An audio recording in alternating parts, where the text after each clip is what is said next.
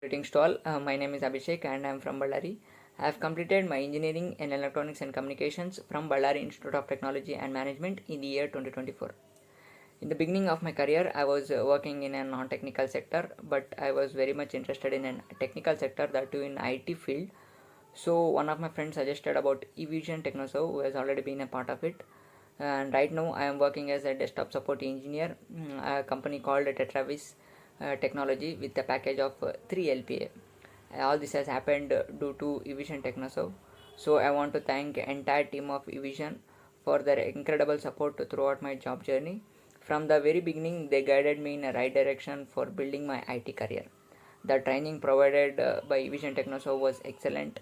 They covered all the essential topics that are required for a desktop support engineer, like troubleshooting, network basics, operating systems, and real-time scenarios, all etc. and all. The trainers were very highly knowledgeable, and they were clearing all the issues which I had in the during the time of course. So it was very easy to understand and all the things.